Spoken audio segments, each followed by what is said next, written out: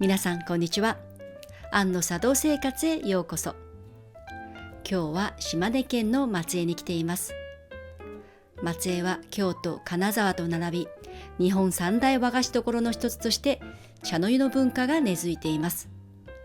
その礎を築いた江戸後期の大名茶人、松平不昧子を巡りながら、今回は武家茶道の一つ、山菜流についてもご紹介したいと思います。まずは不昧子が作った茶室明明庵に参りましょう。明明庵は松江城の北側、武家屋敷が立ち並ぶ通りから少し入った丘の上にあります。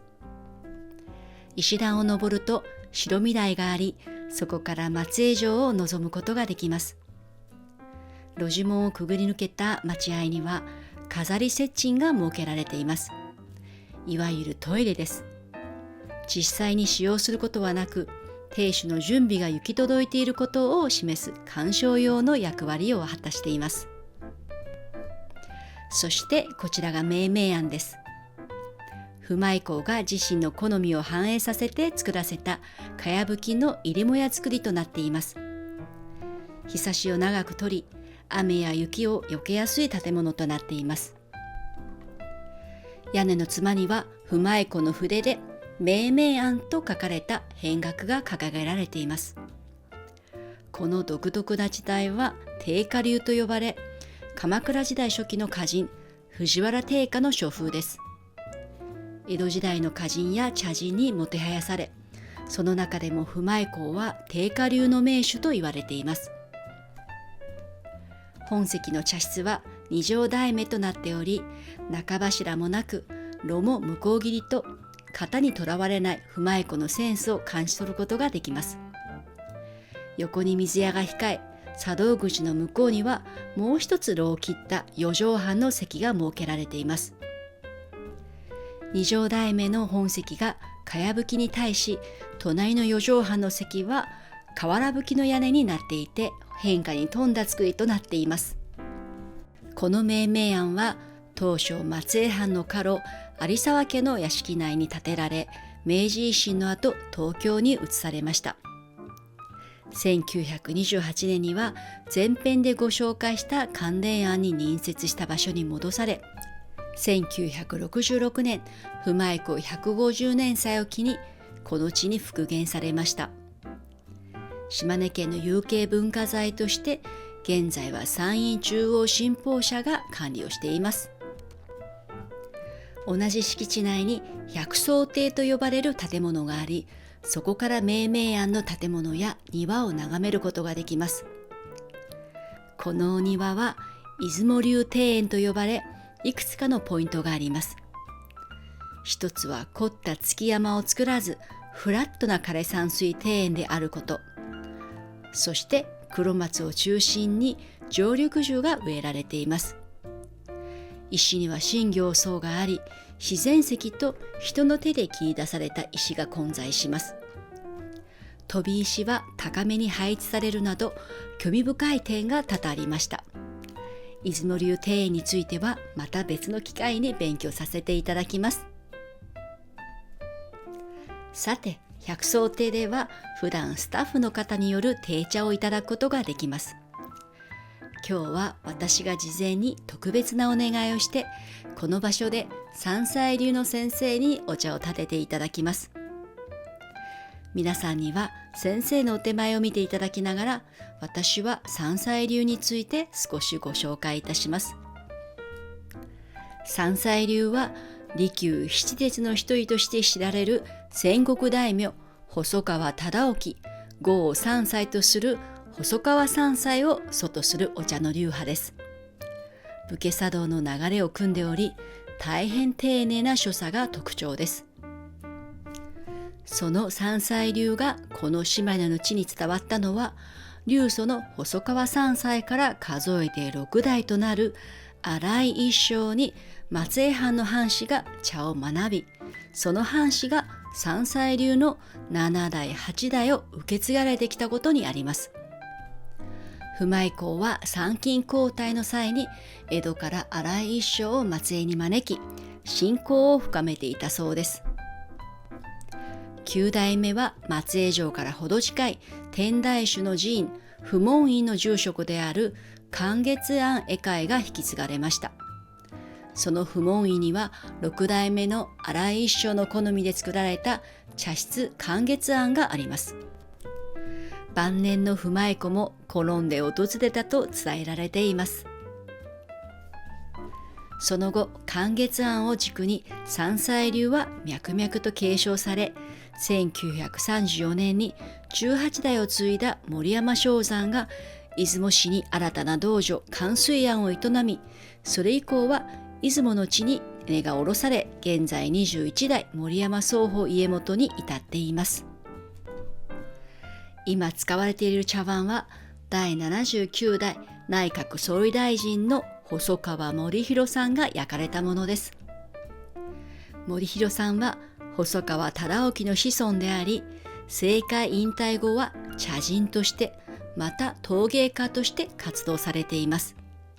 お茶をされている方には有名な話ですね。森山正山の時代からその細川家より三斎流家元の認可を受けられています。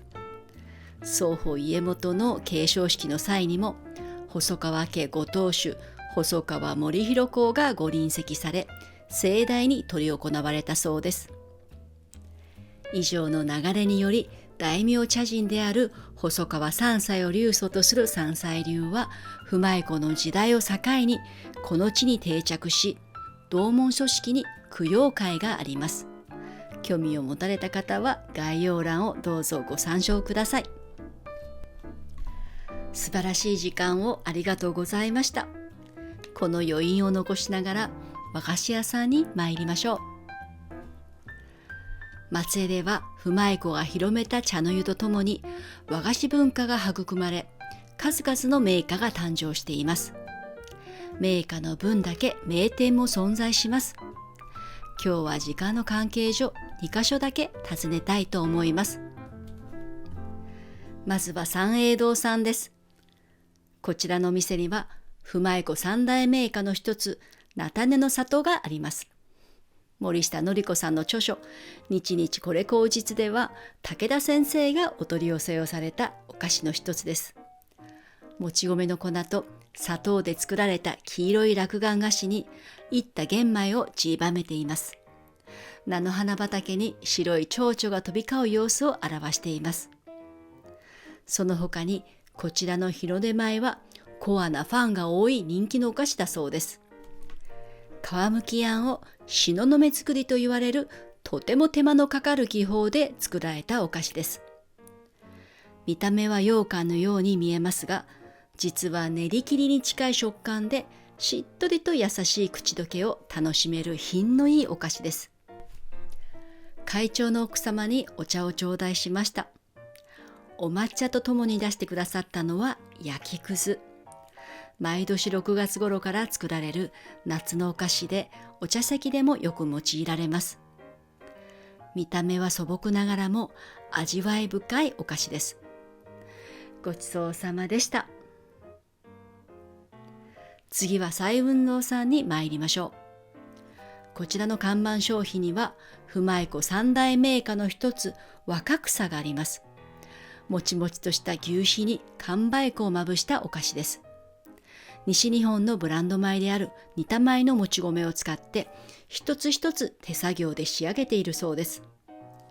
若草の名は不舞子が詠んだ歌から名付けられたもので、春の野山に燃える若草を表現しています。こちらは満天と名付けられた竿菓子で、白い雲が浮かんでて、切ると夏の夜空が浮かび上がるロマンチックなお菓子です。七夕茶会にぴったりですね。他にも本店ならではのお菓子を数々取り揃えられています。2階でお菓子がいただけるそうなので行ってみましょう。まあ素敵。奥にお茶室がありました。そして壁際には手の込んだ工芸菓子が並べられています。年に一度松江市近郊の和菓子職人たちが作品を持ち寄って審査会が行われているそうです。こうして技を磨き続けているんですね。おすすめの柚子衣をいただきます。小ぶりの柚子の皮を蜜漬けにして、その中に皮むきの小豆あんが入っています。柚子の香りがふわっときて、小豆の風味と甘みが絶妙なバランスで美味しいです。不米香は素材の良さにこだわり、茶に寄り添う素朴なお菓子を好んだと伝えられています。ここ松江に来てそれを実感しました。皆さんいかがでしたでしょうか。江戸後期の大名茶人である不米子の影響により、松江では作法にこだわらず、お稽古ではない日常生活の中で茶筅を振ってお抹茶を飲む習慣があります。そこに四季折々のお菓子が寄り添い、日本三大和菓子所と言われるゆえんです。また松江では毎年10月に松江城大茶会が開催されています。松江城を望む公園内で茶道の各流派が茶席を設け、松江の名家とともにお抹茶を楽しむことができます。秋の風物詩となっていますので、ご興味のある方はぜひ検索してみてください。そしてよろしければグッドボタンとチャンネル登録をどうぞよろしくお願いいたします。